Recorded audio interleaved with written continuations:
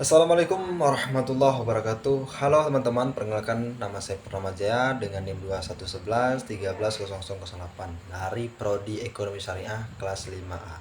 Di sini saya akan menjelaskan tentang pasar modal syariah, lembaga filantropi Islam dan juga fintech guna memenuhi tugas akhir mata kuliah lembaga keuangan syariah dengan dosen pengampu yaitu Ibu Noni Afrianti MA.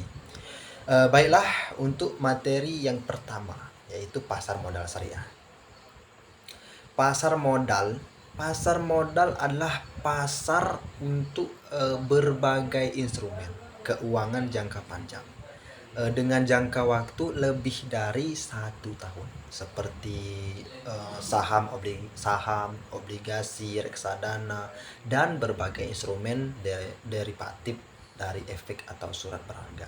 Sedangkan pasar modal syariah adalah kegiatan pasar modal yang berbasis pada prinsip-prinsip Islam dan hukum-hukum syariah. Pasar modal syariah menyediakan sarana jual beli instrumen keuangan dengan mekanisme syariah seperti efek syariah dan reksadana syariah. Perbedaan utama antara pasar modal dan pasar modal syariah adalah pada prinsip-prinsip yang diterapkan dalam mekanisme kegiatannya. Pasar modal syariah menerapkan prinsip-prinsip syariah seperti bebas dari riba, perjudian, dan transaksi-transaksi yang belum jelas terbentuknya. Adapun beberapa prinsip utama dalam pasar modal syariah yaitu yang pertama itu beberapa prinsip utama yang diterapkan dalam pasar modal syariah ini itu yang pertama bersih dari riba, yang kedua perjudian, yang ketiga spekulasi, keempat pengelolaan perusahaan dan penerbitan efek.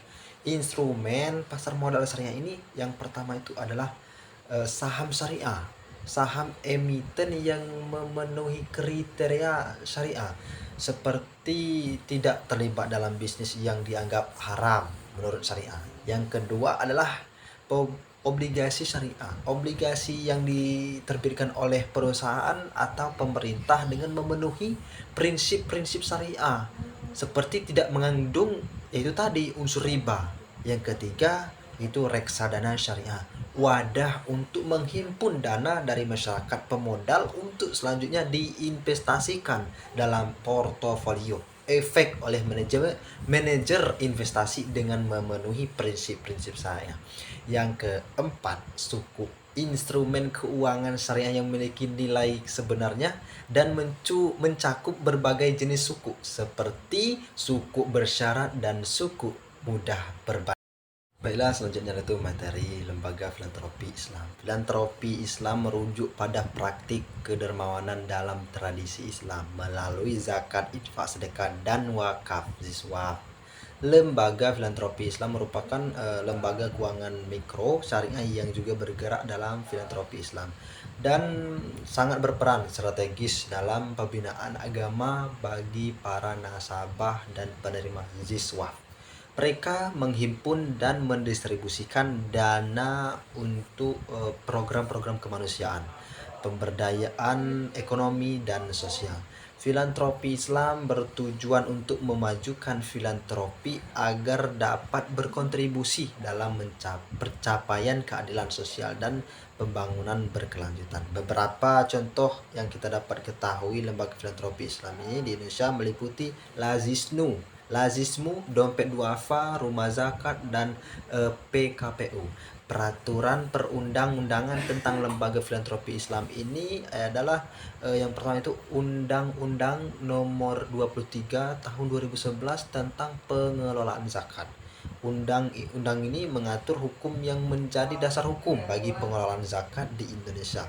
Dalam undang-undang ini pemerintah menetapkan tentang pengelolaan zakat dan mengatur tentang syarat dan tata cara pengelolaannya. Yang kedua itu di Undang-Undang Nomor 41 Tahun 2004 tentang wakaf. Undang-undang ini mengatur hukum yang menjadi dasar hukum bagi pengelolaan wakaf di Indonesia. Dalam undang-undang ini itu pemerintah menetapkan tentang pengelolaan wakaf dan mengatur tentang syarat dan tata cara pengelolaannya.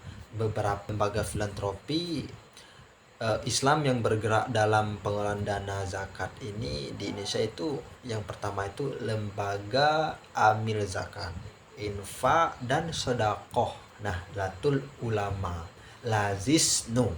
Nah, lembaga amil zakat, infak dan sedekah Muhammadiyah yaitu Lazismu. Nah, selanjutnya itu Badan Amil Zakat Nasional yaitu Baznas.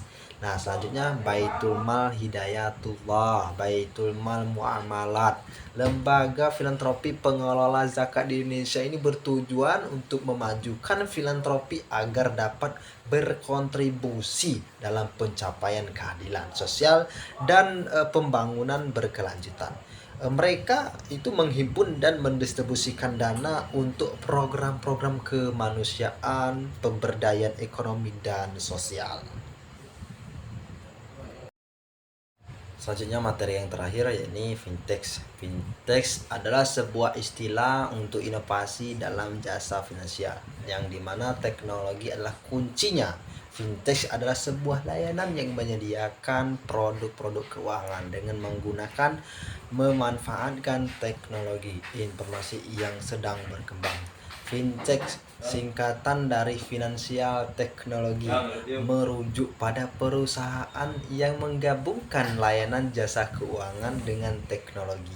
Fintech telah mengubah model bisnis dari yang awalnya konvensional menjadi lebih modern, memungkinkan masyarakat untuk melakukan pembayaran dengan cepat, meminjam uang serta membandingkan produk keuangan dari berbagai penyediaan jasa keuangan.